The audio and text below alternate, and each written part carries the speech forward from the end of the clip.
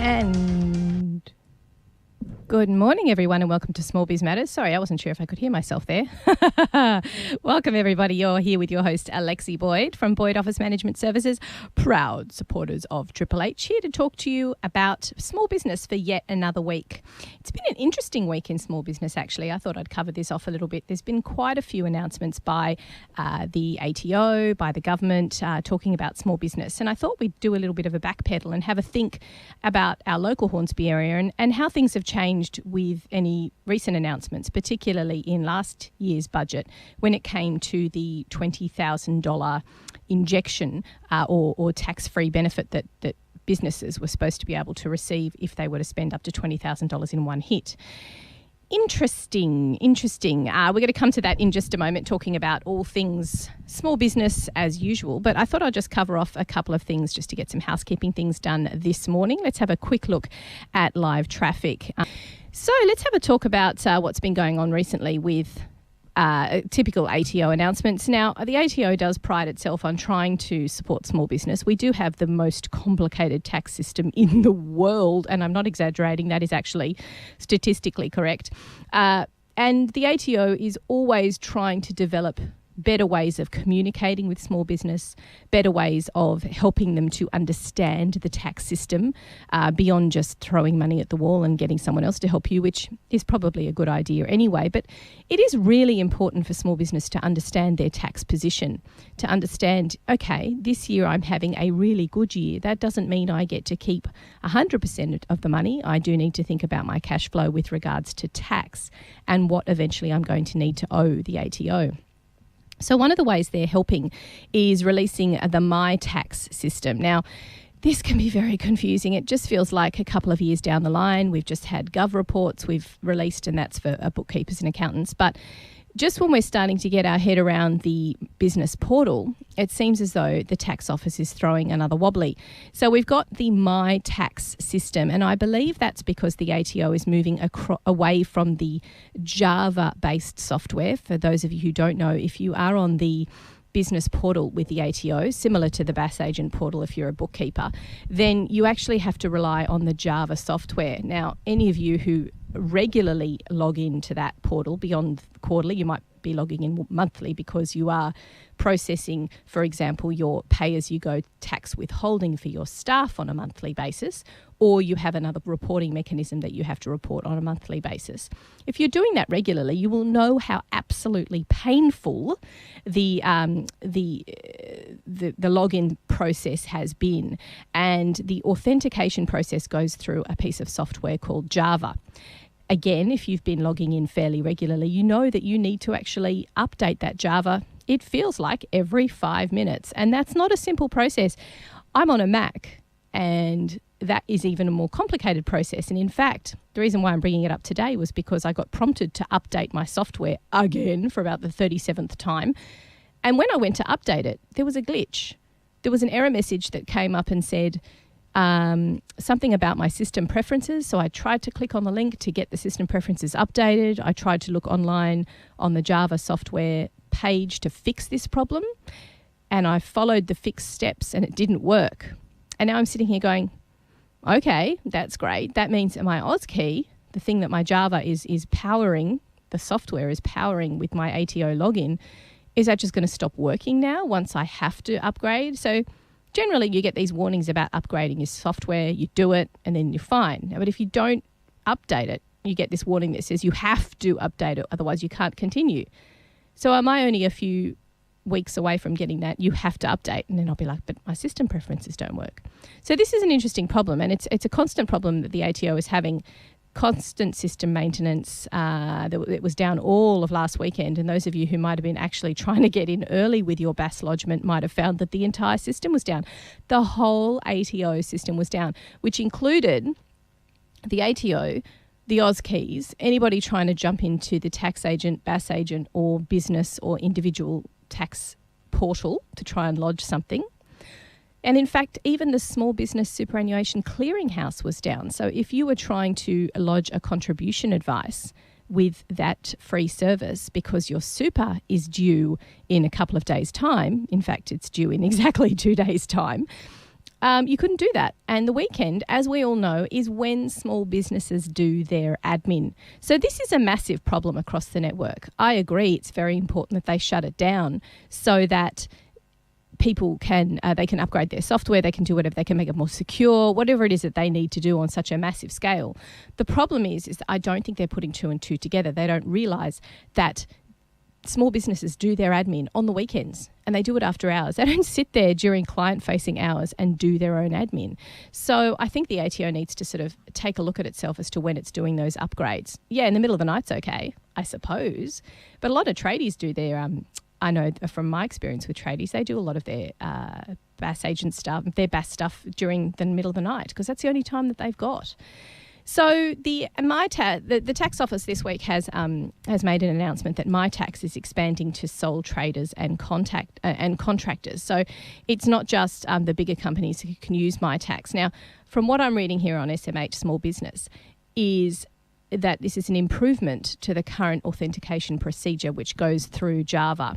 So it's basically a physical app the ATO has created to assist small business, not only manage small business itself by cutting down on red tape and regulation. Now, I don't believe that for a second. The moment I read about the ATO announcing something about cutting red tape, I don't think they should say that because there is so much red tape that you're practically drowning in it. Cutting a couple of strips of it is not going to actually affect anything.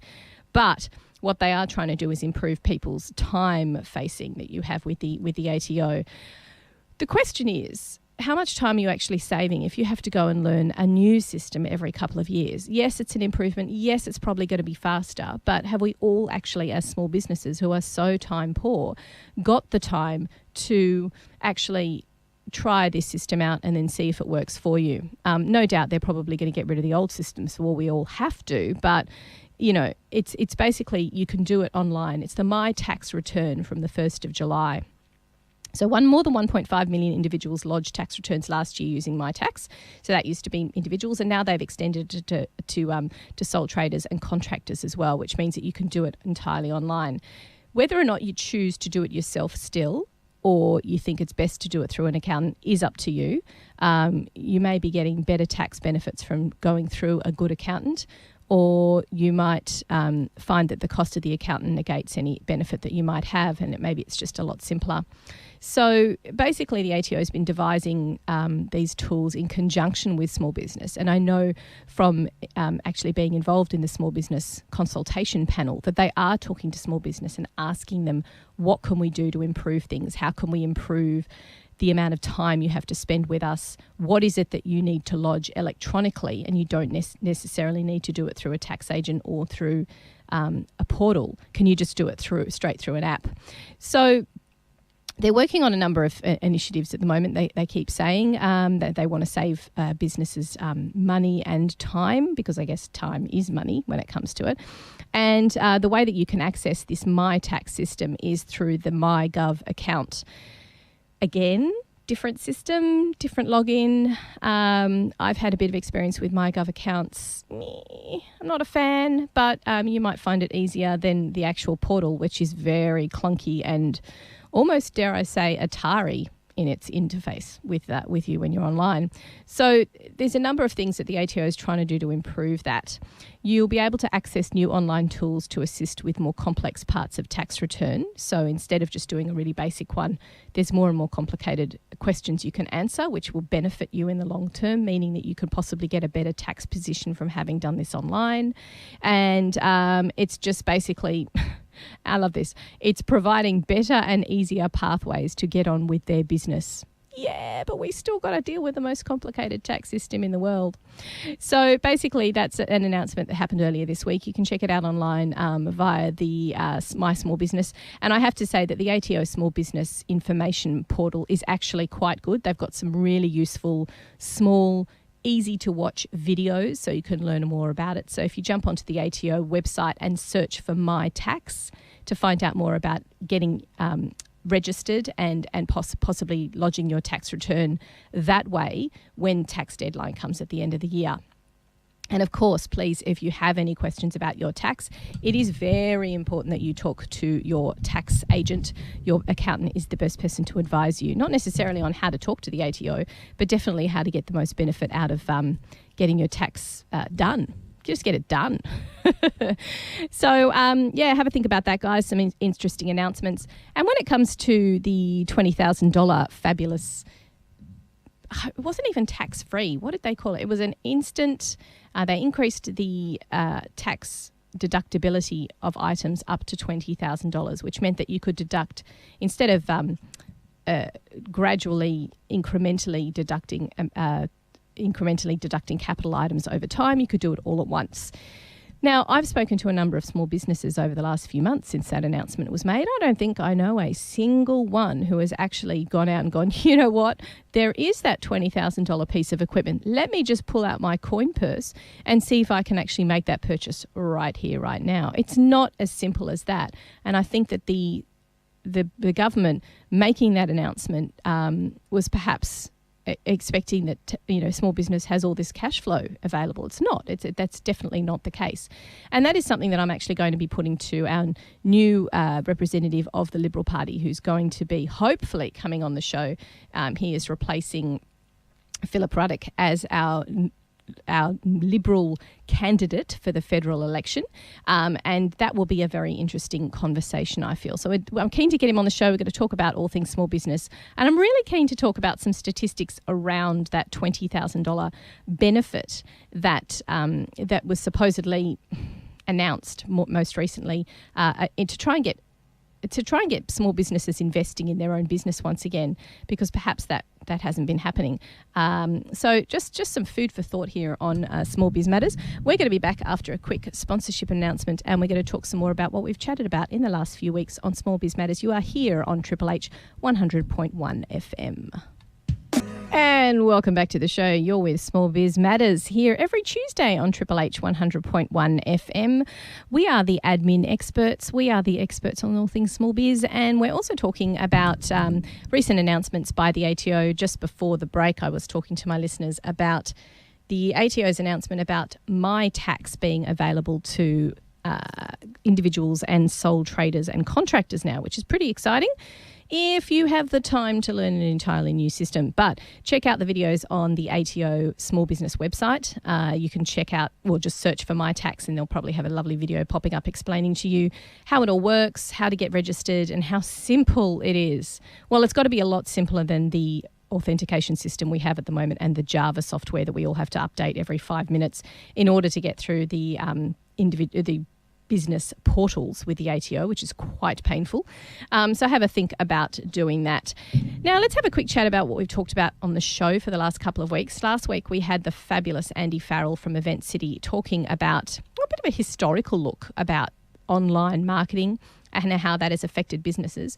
In particular, we were talking about the evolution of online marketing and the fact that, yes, we all should have a business plan, and yes, we should all have a marketing strategy that lasts a good few years. What we all tend to forget is that you need to look at that quite regularly, because the landscape in which we are marketing is constantly evolving. It is constantly changing, and we need to be ready and prepared for that change. A simple example that we were given last week by Andy, of course, is the Facebook algorithm and the fact that a lot of our potential clients are not just on Facebook. They are actually on Instagram, or they are on Snapchat, or they are on LinkedIn. So the importance of being flexible and willing to change your strategy at any time is very important for small business. We also had a look at a wonderful book called The Clue Train Manifesto, which was entitled The End of Business as Usual. Interestingly enough, it was written in 1999 and takes a very forward-thinking approach. Anybody who might have got out the book after last week's show might be interested to see how much of that is true. A bit of a 1989 for small business and marketing in general for online. If you think about it, it basically changes the way that it talks about the way business has changed. And if you think about 1999 was really only 15 years ago, 17, I can't do maths this morning, 17 years ago. And in fact, if you looked at the way we would market to our clients 17 years ago, the first thing that will pop into your head is, right, local paper, where can I get the cheapest possible print advertising, or letter drops or flyer drops?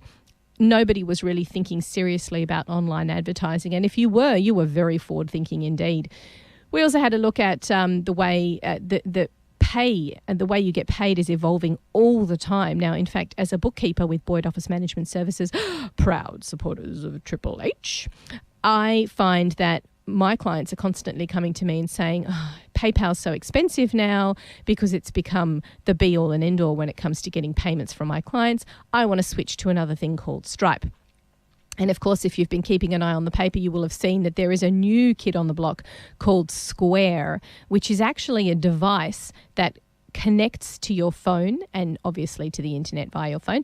And you can take credit card payments using this Square device, which is very cheap to buy indeed.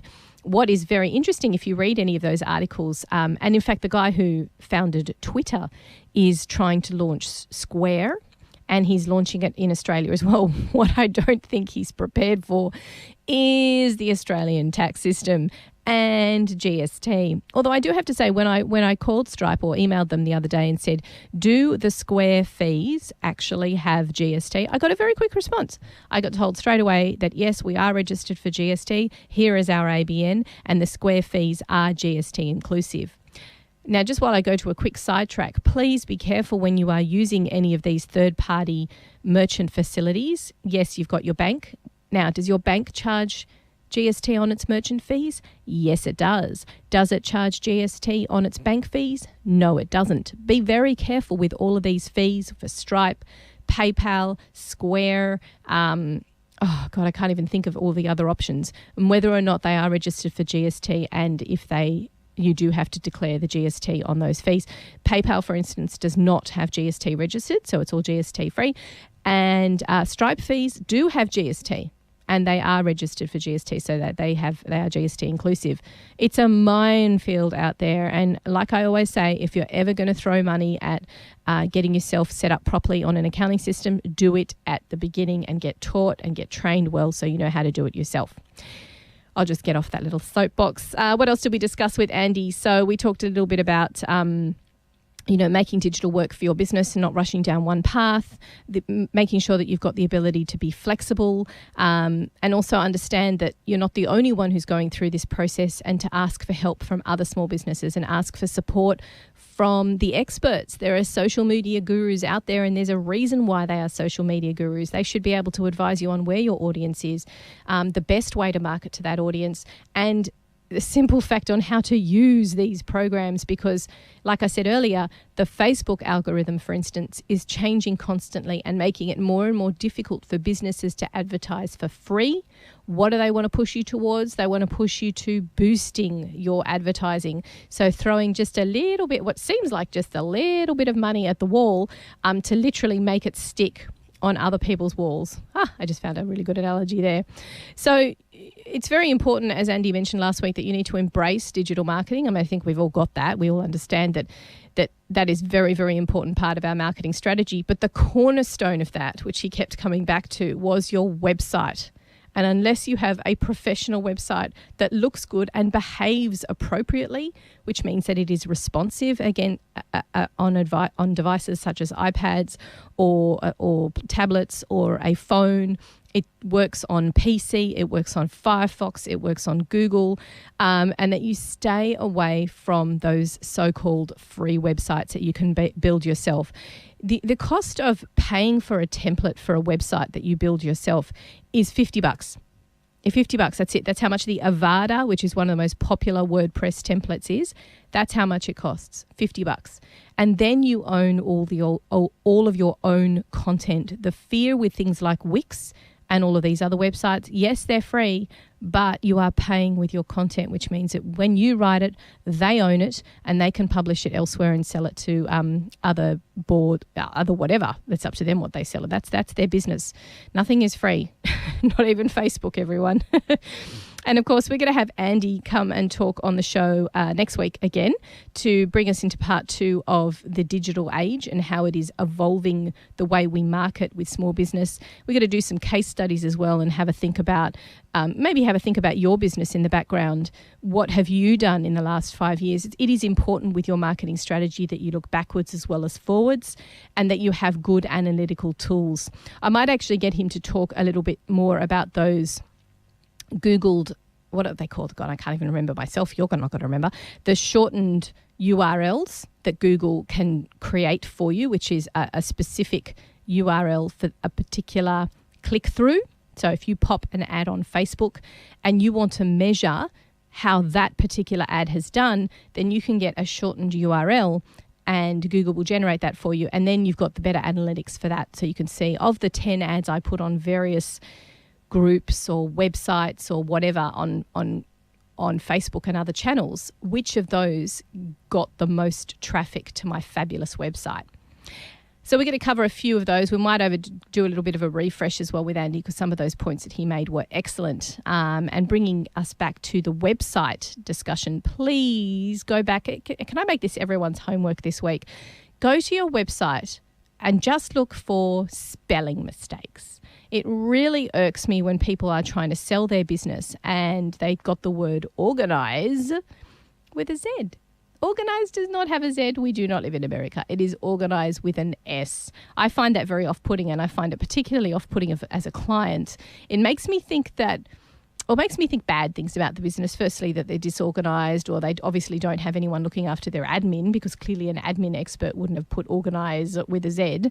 But also that they're not spending enough time talking to me and communicating with me as a potential client. So I want everybody to have that little bit of homework this week. Go away, pretend that you are a client, look at your website with outside eyes. If you've got time, grab a small business colleague who is not in your industry, someone else who can look at it quite just openly, and get them to proofread it. Just look for those errors, because there is nothing worse than spelling mistakes on a website, believe me. I've seen spelling mistakes with people's names. Their own names have been misspelt, which isn't great, doesn't show for very good organisational skills. So that was last week. And of course, the week before, we had the lovely Sarah Collinson and Sally Bates, I should say, come in from Mount Welga Rehabilitation Hospital. We had a discussion all about rehabilitation and getting back from a severe injury and how that can really impact on you and your business. Obviously, it's not something we like to think about, but in thinking about it, we should also be looking around our office and say to ourselves, you know what? I'm no spring chicken anymore. You see that wire there? When I'm really tired and I haven't had enough coffee and I'm working till 1 o'clock in the morning doing my admin, am I going to fall over that wire and land on my face? Am I going to hit my head on that big corner of the desk on the way down and possibly, end up with some sort of a severe injury which requires rehabilitation and requires time off work? So a couple of weeks ago, we did have a chat to Sarah about things that you can do in and around your office space to make it safer, to make it more ergonomic, to lessen your likelihood of requiring wrist surgery because you're holding your mouse incorrectly. And I shouldn't laugh, because it is a very serious thing. I mean, if we spend 12 hours a day at our desk working with a particular piece of equipment that is incorrectly positioned, we are asking for trouble, and we are asking for the potential to have surgery to fix that. And then, of course, it's not just about the 2 weeks in hospital. It's all that time you spend rehabilitating yourself at a wonderful facility like Mount Welga, which I can't imagine I'd want to be anywhere else except there. The fact is you are having time off work. So it is a lot to think about. And if you want to have a listen to the podcast, you can check it out on the brand new shiny smallbizmatters.com.au website, which tells you some examples of our previous podcasts over the last year and also what's coming up in the future in the week. So that brings me to a close today. Thanks so much for joining me on Small Biz Matters. Now, next week, we're going to have Andy Farrell back on the show for part 2 of online strategy, looking back in order to look forward. I've missed any of the shows in the last few weeks, you can go to the smallbizmatters.com.au website. And of course, if there's a topic that you would like us to cover, or you feel that you are the expert in and would love to be able to plug your business and have a quick chat to me over the radio, you can get in touch with me via the smallbizmatters.com.au website, of course, our Facebook page, or you can get in touch with Triple H via the Triple H Facebook page, and the studio, the office number, I should say, is 9489 3934. You can get in touch with any of the presenters here on Triple H 100.1 FM. So thanks for joining me this week, guys. Next week we'll have Andy back on the show, and we've got some great guests lined up for the rest of the year. In fact, I've got some great announcements to make next week too. Please check out our website, smallbizmatters.com.au, for all upcoming networking events as well as what's coming up on the show. And I look forward to speaking to all my lovely listeners next week. I hope you all have a fabulous week, and we will chat again soon. Small Biz Matters, the half-hour program where you work on your business rather than in it.